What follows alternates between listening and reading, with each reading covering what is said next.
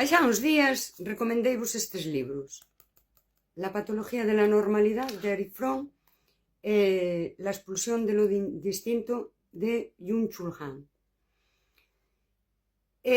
Como estaba aí repasando a Bourdieu, cruzando con Foucault, todo isto, levo moitos días pensando nisto. E hoxe pareceme que lle dei a forma e ata o anotei así nuns puntos. Eu titulei aquí A trampa da diversidade. Byung-Chul Han fala da expulsión do distinto. É dicir, ti non encaixas, ¿sí? Estás fora desa normalidade, que diría Fromm, e daquela rexeitámoste, excluímoste, non podes pertencer. Eu cheguei a unha conclusión. Como persoa, ademais, que me sentín expulsada por non responder á normalidade, ao discurso completo de ninguén, sí? Ou seja, a min, que me chamaron como ofensa, dunha forma pexorativa, libre pensadora. Esa expulsión, ese rexeitamento que eu recibín e que reciben moitas persoas, xa me dei conta que é un autoconfinamento das persoas que te rexeitan. E confínanse en eso que chamei eu microespazos de validación narcisista, onde se reproduce a normalidade. Fromm falou de identidades fragmentadas. Eses microespazos de validación só admiten anacos de identidade. Os que encaixen co cliché e co guión. De identidades fragmentadas teríamos roles fragmentados. E eses roles están cumplindo a función de alimentar a validación. Niso que é narcisismo cultural. A validación non é recoñecemento. O que o ser humano precisa é recoñecemento. E isto é unha necesidade humana que dá sentido existencial. Mas neses microespazos a validación é un sucedáneo, sí? Logo é un paliativo diso que eu chamei ferida existencial. Simula o recoñecemento, logo eu sinto certo alivio. Como, mira, neste grupo eu, sí, todo encaixa, todo é normal. Bourdieu, ese xogo de roles dos que falo, sí? Sería unha exhibición de estereotipos que crea esa ilusión. A ilusión sería a normalidade. Aquilo que creemos que é libre elección é xusto o contrario da liberdade. É autoescravizarme nalgún lugar para encaixar e recibir esa validación que enjana a miña necesidade humana. Eu creo que se entende. E aquí entra Foucault. Se falamos de xogos de roles e de normalización, a microfísica do poder di que o poder exércese desde a normalización.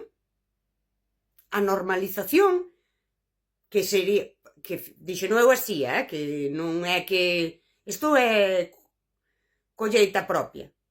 A normalización sería a ilusión.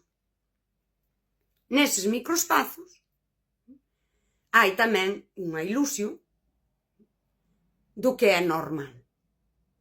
E desde esa idea de narcisismo cultural, as persoas neses espazos miran para sí.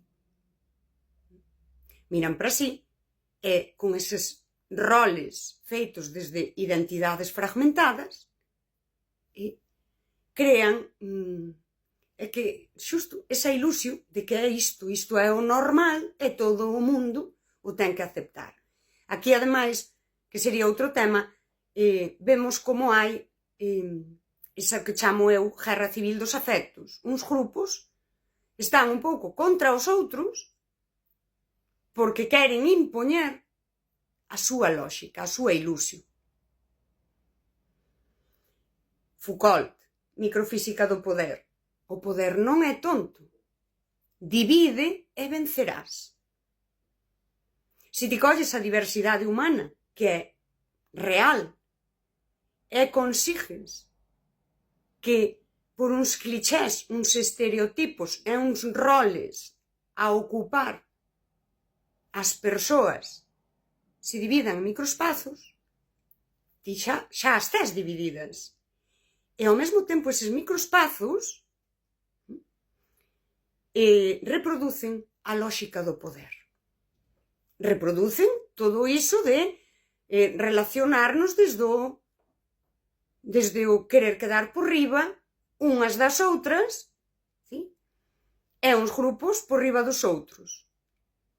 E aquí, mentras estamos neste xogo, o poder, que hoxe pesa máis o económico ca o político, manda. E aí podería entrar outra vez o consumo de ocio de Fromm, que eu digo hoxe que a maioría de activismos son axentes socializadores, son microespazos de validación, ¿sí? Que tamén levan sempre asociada de alguna maneira ao consumo. Esas endogamias da diversidade, pero a diversidade exercida contra as outras persoas e non de cara ás outras persoas, exercen esa vixianza e control do poder. É así que ten que ser. É así que ten que ser. E aquí, volvo e chego á expulsión do distinto. E cando ti non compras a ilusión, cando ti cuestionas o grupo, cando ti queres mudar esas dinámicas, ou cando ti eres moi enteira, e és moi diversa porque és humana, pero non tes a diversidade xusta que cabe aquí, expúlsante. E volvo a Han. Estás expulsada. A expulsión do distinto reduce a diversidade neutralizándoa.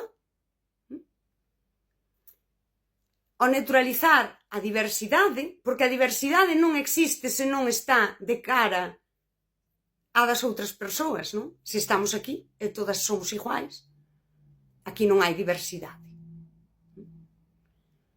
Logo, o poder, cando nos foi dividindo, ou o fixemos nós, desde a nosa libre elección, buscando pertenza e recoñecemento,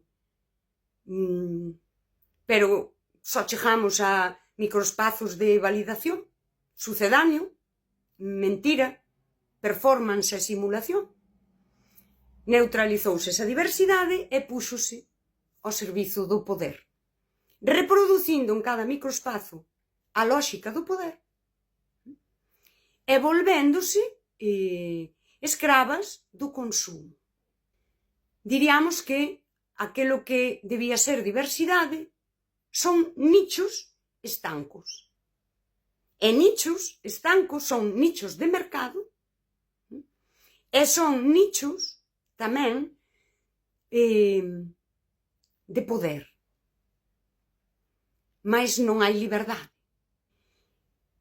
Estás condenada a non poder ser inteira porque te van expulsar. Mas se ti decides ser inteira, unha identidade completa, tan diversa como é calquer ser humano,